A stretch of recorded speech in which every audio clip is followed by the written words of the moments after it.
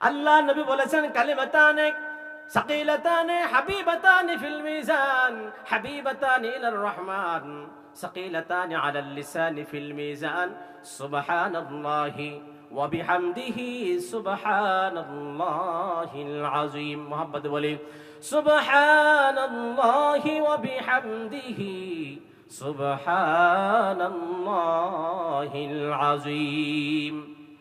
আল্লাহ নবী বলেন দুইটি কালেমা আছে জবানে পড়তে হালকা, কিন্তু মিজানের পাল্লায় ভারী হয়ে যাবে। সুবহানাল্লাহ। কি ঠান্ডা হয়ে গেলেন নাকি? প্রধান বক্তা আসতেছে, প্রধান বক্তা আসতেছে, অপেক্ষা করেন, সুন্দর সুন্দর কথা শোনাবে। বলেন ইনশাআল্লাহ। কি বলতেছিলাম মনে আছে তো? একজন বলেন না কি বলতেছিলাম? এই যে ওয়াজ ভুলে গেছেন? হ্যাঁ, এই যে ছোট্ট একটা আমল কে বলেছেন? আল্লাহ নবী বলেছেন।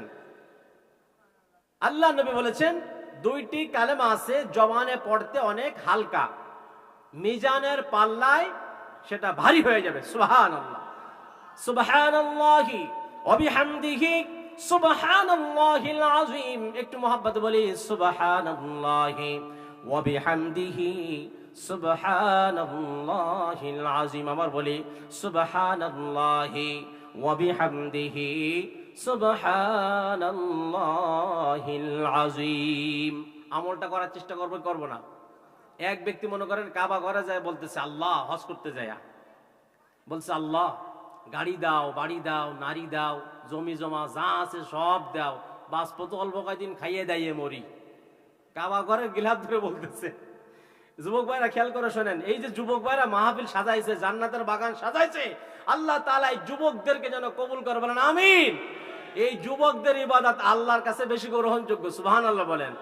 আবার মুরব্বীরা হতাশ হয়েন না। আল্লাহ নবী বলেছে দাড়ি পাকা চুল পাকা মানুষ যদি আল্লাহ তাআলার কাছে কিছু আবদার করে, আল্লাহ তাআলা খালি হাতে ফেরত দেন না। সুবহানাল্লাহ। দেখছেন মুরব্বীরা সুবহানাল্লাহ জোরে কইছে, যুবকরা সুবহানাল্লাহ আসতে বলছেন কেন? একটু জোরে বলেন না। একটু ঘটনা বলবো, একটু ঘটনা বলবো। এটা কোরআন হাদিসের কথা, এটা কিচ্ছা কাহিনী নয়। এই যুবকদের ব্যাপারে আল্লাহ তাআলার হাবিব জনাবে মুহাম্মদুর রাসূলুল্লাহ সাল্লাল্লাহু আলাইহি ওয়াসাল্লাম হাদিসের মধ্যে এসেছে যে নবীজি বলেন যে পূর্বেকার জামানায় তিনটি লোক ছিল। কয়টি লোক?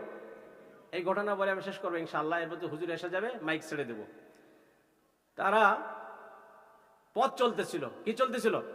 পথ চলতেছিল। চলার পরে ঝড় বৃষ্টি শুরু হলো। তারা একটা পাহাড়ের চূড়ায় গুহার ভিতরে প্রবেশ করলেন। গুহার ভিতরে প্রবেশ করলেন।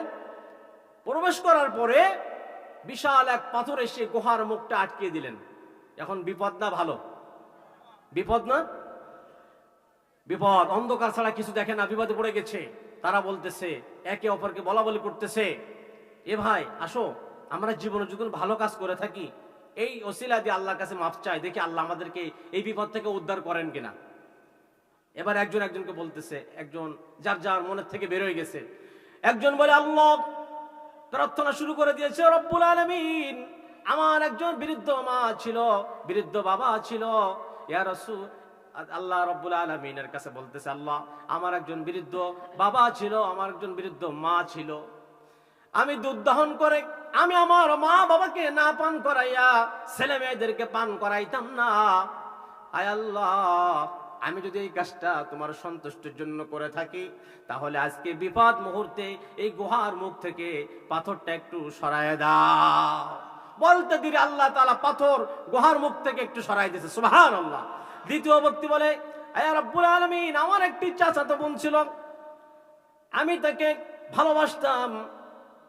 আমি তাকে ভালোবাসতাম। কেমন ভালোবাসতাম? একটা ছেলে একটা মেয়েকে কেমন ভালোবাসে, তার চেয়েও বেশি ভালোবাসতাম। সে আমার প্রস্তাবে রাজি হয় না। 110 দিরহামের বিনিময়ে তাকে আমি অবশেষে রাজি করালাম। নাউজুবিল্লাহ বলেন। যখন তার কাছে আমি আগায় গেলাম, আর যখন অপকর্ম করার জন্য, লিপ্ত হওয়ার জন্য যখন তার শরীরের কাছে গেলাম, তখন আমার ওই চাচাতো বোন বলেছিল, ইন্নী আখাফুল্লাহ, হে যুবক, তুমি আল্লাহকে ভয় করো, আমার সতীত্ব নষ্ট করে দিও না। তখন ওই ব্যক্তি বলতেছে, আল্লাহ আমি তখন আমার ওই চাচাতো বোনের সঙ্গে অপকর্ম করি নাই, জিনা করি নাই। ওই কাজটা যদি তোমার ভয়ে করে থাকি, তোমার ভয় যদি ওই অপকর্ম করা থেকে বিরত হয়ে যায়, তাহলে আল্লাহ আজকে বিপদ মুহূর্তে এই গুহার মুখ থেকে পাথরটা একটু সরায় দাও যেন আমরা বের হতে পারি। এই কথা বলা দেরি তো সাথে সাথে কি হলো, গুহার মুখ থেকে আর একটু পাথর দূরে সরে গেল। আর এক ব্যক্তি বলে, আল্লাহ, আমার একজন কৃষক ছিল, রাখাল ছিল, সে দিন মজুরি কাজ করেছিল, এক ফারাক বা কিছু চাউলের বিনিময়ে তাকে আমি আমার জমি জমা কাজ করাইলাম। সে যখন কাজ সমাধান করার পরে তাকে যখন আমি তার পাওনা দিতে গেলাম, সে মজুরি না নিয়ে চলে গিয়েছিল। আমি ওইটা জমা করে রেখেছি, আমানত ঠিক রেখেছি। রাখার পরে তাকে আমি কিছুদিন পর আস্তে আস্তে গরু ছাগল ইত্যাদিতে আমি ভরপুর করে ফেলেছি, জমাইছি। সুবহানাল্লাহ বলেন। কিছুদিন পরে ওই বিচারা আসলো, আসার পর আমি বললাম যে যাও, এই অর্থ সম্পদ, এই গরু ছাগল এবং রাখাল সহ সব কিছু তোমার, তুমি নিয়ে যাও। ওই ব্যক্তি বলল যে তুমি কি আমার সাথে ঠাট্টা করেছো? আমি তো সামান্য কিছু চাউলের বিনিময়ে তোমার কাজ করেছিলাম, ওইটা দিলেই চলবে।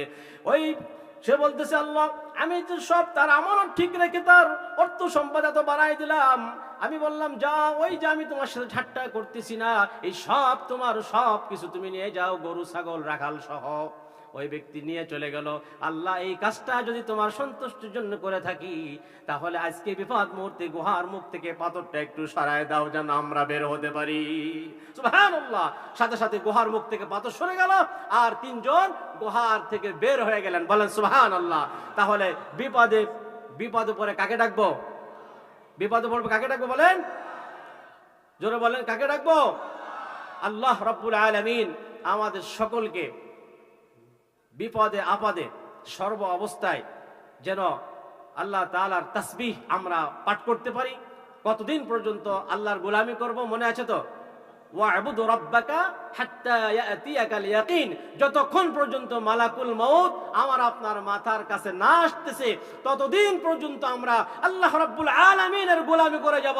আল্লাহ রাব্বুল আলামিন আমাদের সকলকে সেই পর্যন্ত আমল করার তৌফিক দান করুন বলে আমিন।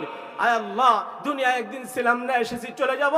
যখন হায়াত শেষ হবে, আমাদের সকলকে আপনি ঈমানের সহিত মৃত্যুবরণ করার তৌফিক দান করুন, সকলে বলে আমিন।